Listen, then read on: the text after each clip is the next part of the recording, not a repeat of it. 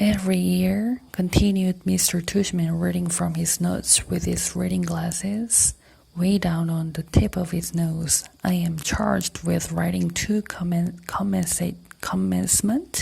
addresses, one for the 5th and 6th grade graduation ceremony today, and one for the 7th and 8th grade ceremony that'll take place tomorrow. And every year I say to myself, let me cut down on my work and write just one address that can I use for both situations. Seems like it shouldn't be such a hard thing to do, right? And yet each year I still end up with 2 different speeches. No matter what my intentions, I finally figured out why this year. Why this year?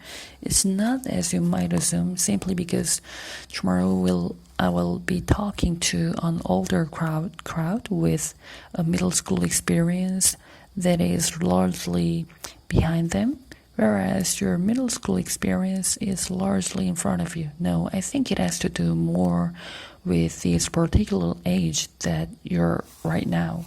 This particular moment in your lives that even after 20 years of my being around students this age still moves me, because you're at the cusp, kids.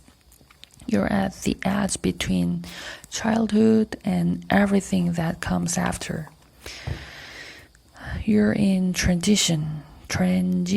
We're all gathered here together.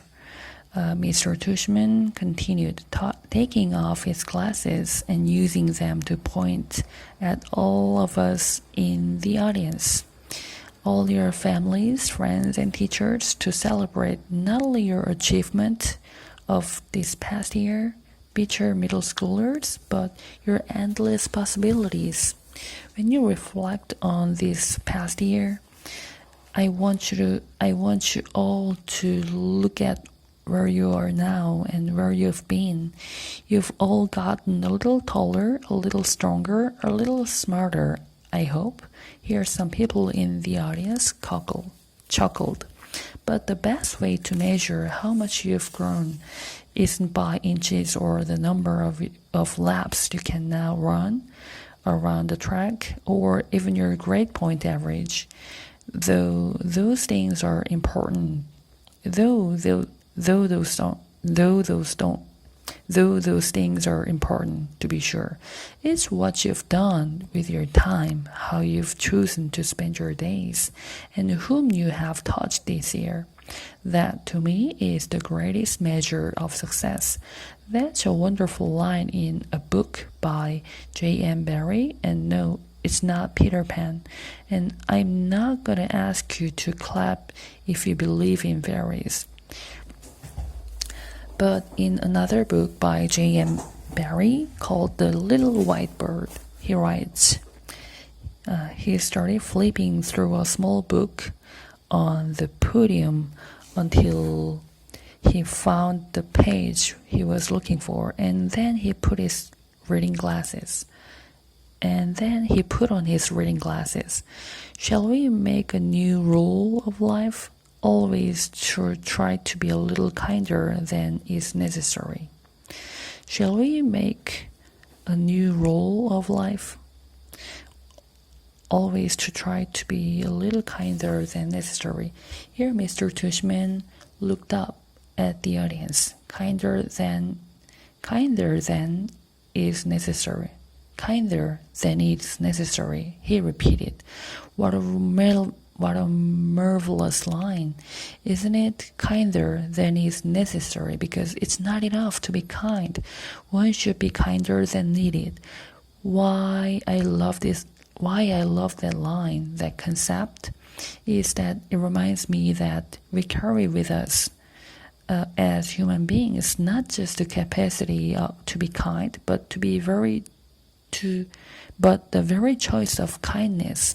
And what does that mean? How is that measured? You can't use a yardstick. It's like I was saying just before, it's not like measuring how much you've grown in a year. It's not exactly quantifiable, is it? How do we know we've been kind? What is being kind anyway? He put on his reading glasses again and started flipping through another small book. There's another passage in a different book I'd like to share with you, he said. If you will bear with me while I find it. If you will bear with me while I find it. Oh, here we go. In Under the Eye of the Clock by Christopher Nolan. The main character is a young man who is facing some extraordinary challenges. There's this one part where someone helps him, a kid in his class. On the surface, it's a small gesture, but to his young man, whose name is Joseph, it's, well, if you'll permit me. He cleared his throat and read from the book. It was at moments such as this that Joseph recognized the face of God in human form. It glimmered in their kindness to him. It glowed in their keenness. It hinted in their caring. Indeed, it cursed in their gaze. He paused and took off his reading glasses again. It glimmered in their kindness to him. He repeated, smiling, such a simple thing, kindness, such a simple thing, a nice word of encouragement given when needed. An act of friendship, a passing smile. He closed the book, put it down, and leaned forward on the podium. Children, what I want to impart to you today is an understanding of the value of that simple thing called kindness. When that's all I wanted to leave you with today, I know I'm kind of infamous for my verbosity. Here everyone laughed again. I guess he knew he was known for his long speeches. But what I want you, my students, to take away from your middle school experience, he continued, is the sure knowledge that in the future you make for yourselves. Anything is possible. If every single person in this room made it a rule that wherever you are, whenever you can, you will try to act a little kinder than is necessary, the world really would be a better place. And if you do this, if you act just a little kinder than is necessary, someone else, somewhere, someday may recognize in you, in every single one of you, the face of God. He paused and shrugged. Or whatever politically correct spiritual representation of universal goodness you happen to believe in, he added quickly, smiling, which got a lot of laughs and loads of applause, especially from the back of the auditorium where the parents were sitting. Words. I liked Mr. Tushman's speech, but I have to admit I kind of zoned out a little during some of the other speeches. I tuned in again as Miss Robbins started reading off the names of the kids who'd made the high honor roll because we were supposed to stand up when our names were called. So I waited and listened for my name as she went down the list alphabetically. Wright, Kingsley, Maya, August Pullman. I stood up. Then when she finished reading off the names, she asked us all to face the audience and take a bow, and everyone applauded. I had no idea where in that huge crowd my parents might be sitting. All I could see were the flashes of light from people taking photos and parents waving at their kids. I pictured Mom waving at me from somewhere, even though I couldn't see her. Waving at me from somewhere. Then Mr. Tushman came back to the podium to present the medals for academic excellence.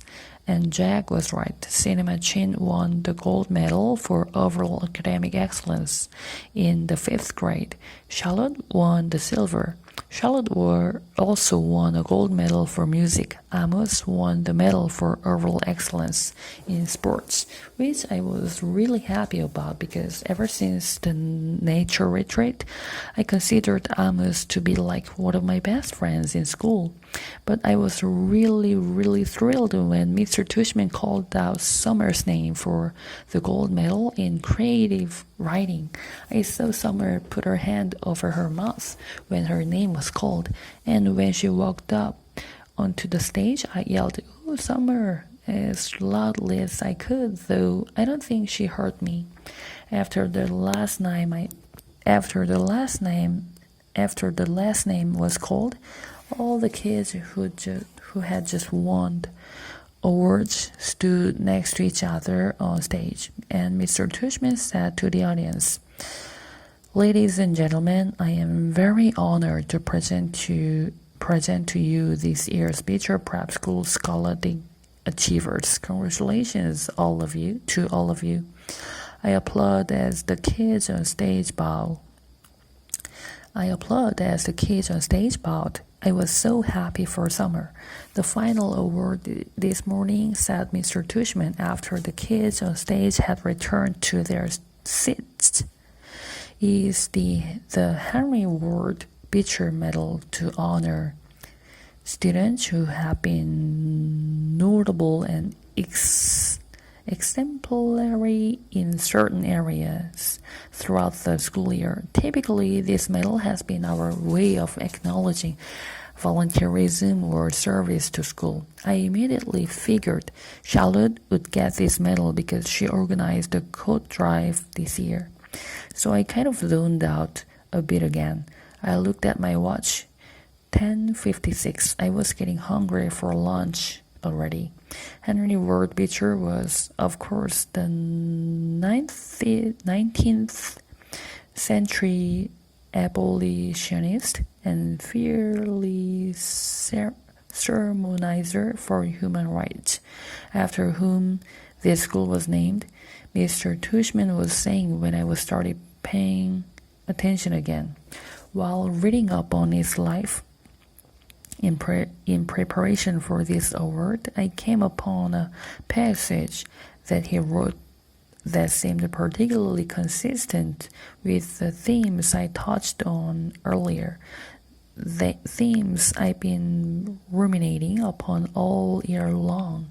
Not just the nature of kindness, but the nature of one's kindness, the power of one's friendship, the test of one's character, the strength of one's courage. And here the weirdest thing happened. Tushman's voice cracked a bit, like he got all choked up. He actually cleared his throat and took a big sip of water. I started paying attention, for real now, to what he was saying. The strength of one's courage, he repeated quietly. Nodding and smiling, he held up his right hand like he was counting off. Courage, kindness, friendship, character. These are the qualities that define us as human beings and propel us on occasion to greatness. And this is what the Henry Ward Beecher Medal is about, recognizing greatness. But how do we do that? How do we measure something like greatness? Again, there's no yardstick for that kind of thing. How do we even define it? Well, Beecher actually had an answer for that. He put his reading glasses on again, leafed through a book, and started to read. Greatness, wrote Beecher, lies not in being strong, but in the right using of strength. He is the greatest whose strength carries up the most hurt. And again, out of the blue, he got all choked up. He put his 2 index fingers over his mouth. For a second, before continuing. "He is the greatest," he finally continued, "whose strength carries up the most hearts by the attraction of his own. Without further ado, this year I am very proud to award the Henry Ward Beecher Medal to the student whose quiet strength has carried up the most hearts. So will August Pullman please come up here to receive this award?" People started applauding before Mr. Tushman's words actually registered in my brain. I heard Maya, who was next to me, give a little happy scream when she heard my name, and Miles, who was on the other side of me, patted my back. "Stand up, get up," said kids all around me. And I felt lots of hands pushing me upward out of my seat, guiding me to the edge of the row, patting my back, high-fiving me. "Way to go, Augie. Nice going, Augie." I even started hearing my name being chanted. "Augie, Augie." I looked back and saw Jack leading the chant, fist in the air, smiling and signaling for me to keep going, and Amos shouting through his hands, "Ooh, little dude." And then I saw Summer smiling as I walked past her row, and when she saw me look at her, she gave me a secret little thumbs up and mouthed a silent "cool beans" to me. I laughed and shook my head like I couldn't believe it. I really couldn't believe it. I think I was smiling. Maybe I was beaming. I don't know. As I walked up the aisle toward the stage, all I saw was a blur of happy, bright faces looking at me and hands clapping for me. And I heard people yelling things out at me. "You deserve it, Augie. Good for you, Augie." I saw all my teachers in the aisle seats. Mr. Brown and Miss Petusa and Miss Roche and Mrs. Atanabe and Nurse Morley and all the others, and they were cheering for me, oohing and whistling. I felt like I was floating. It was so weird, like the sun was shining full force on my face and the wind was blowing. As I got closer to the stage, I saw Miss Robin waving at me in the front row, and then next to her was Mrs. G, who was crying hysterically, a happy crying, smiling and clapping the whole time. And as I walked up the steps to the stage, the most amazing thing happened. Everyone started standing up, not just the front rows, but the whole audience suddenly got up on their feet, whooping, hollering, clapping like crazy. It was a standing ovation for me.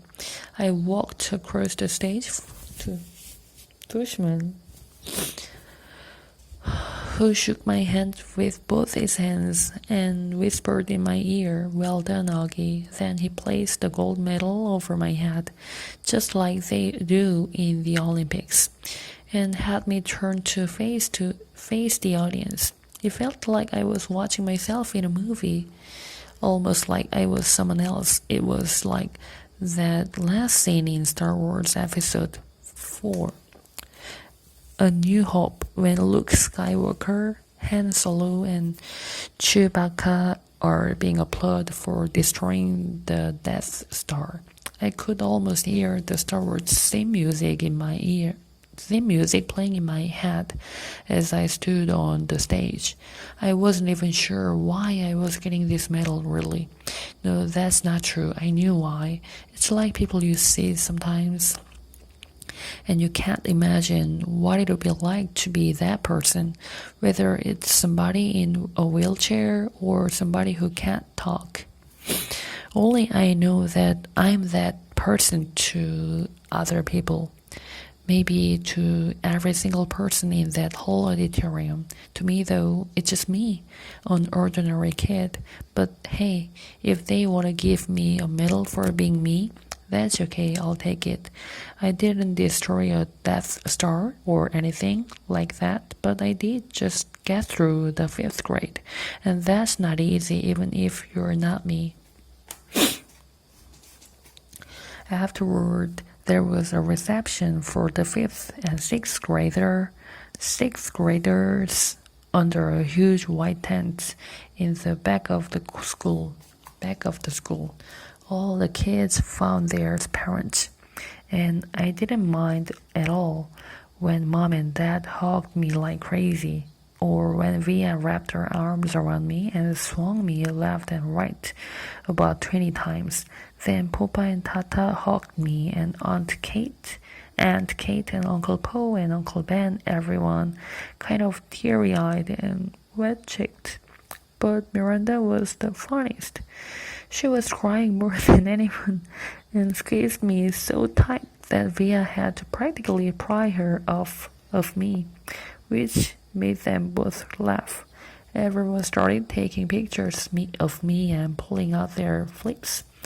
And then Dad got me, Summer, Jack together for a group shot. We put our arms around each other's shoulders, and for the first time I can remember, I wasn't even thinking about my face. I was just smiling a big, fat, happy smile for all the different cameras clicking away at me. Flash, click, click, click. Smiling away as Jack's parents and Summer's mom started clicking. Then Wright and Maya came over. And then Charlotte came over and asked if she could take a picture with us. And we were like, sure, of course. And then Charlotte's parents were snapping away at our little group along with anyone else's parents. And the next thing I knew, the two Maxes had come over, and Henry and Miles and Savannah. Then Amos came over and Cinema, and we were all in this big, tight huddle as parents clicked away like we were on red carpet somewhere. Luca, Ishia, Nino, Pablo, Tristan, Ellie. I lost track of who else came over. Everybody practically. All I knew for sure is that we were all laughing and squeezing and tight against each other, and no one seemed to care if it was my face that was next to theirs or not. In fact, and I don't mean to brag here, but it kind of felt like everyone wanted to get close to me. The walk home. We walked to our house for cake and ice cream after reception. Jack and his parents and his little brother Jamie, Summer and her mother, Uncle Po and Aunt Kate and Uncle Ben, Tata and Papa, Justin and Via, and Miranda, Mom and Dad. It was one of those great June days when the sky is completely blue and the sun is shining, but it isn't so hot that you wish you were on the beach instead. It was just the perfect day. Everyone was happy. I still felt like I was floating the Star Wars hero music in my head. I walked with Summer and Jack, and we just couldn't stop cracking up. Everything made us laugh. We were in that giggly kind of mood where all someone has to do is look at you, and you start laughing. I heard Dad's voice up ahead and looked up. He was telling everyone a funny story as they walked down Amesfort Avenue. The grown-ups were all laughing too. It was like Mom always said, Dad could be a comedian. I noticed Mom wasn't walking with a group of grown-ups, so I looked behind me. She was hanging back a bit, smiling to herself like she was thinking of something sweet. She seemed happy. I took a few steps back and surprised her by hugging her. As she walked, she put her arm around me and gave me a squeeze. Then, thank you for making me go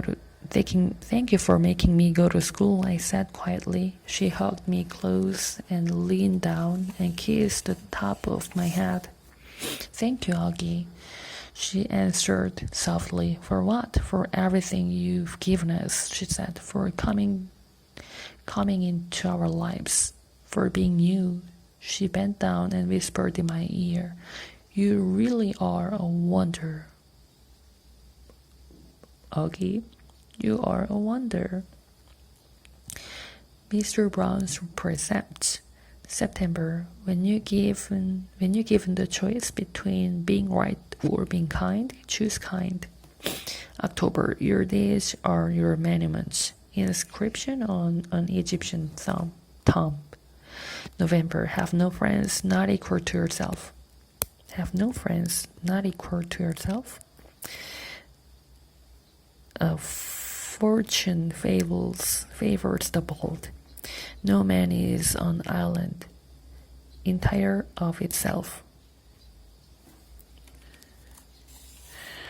It is better to know some of the questions than all the answers. Kind words do not cost much, yet they accomplish much. April, what is beautiful is good, and who is good will soon be beautiful. Do all the good you can, by all means you can, in all the ways you can, in all the places you can, at all the times you can, to all the people you can, as long as you ever can. I just follow the day and reach for the sun. Charlotte, it's not enough to be friendly, you have to be a friend. Right, save the oceans, save the world.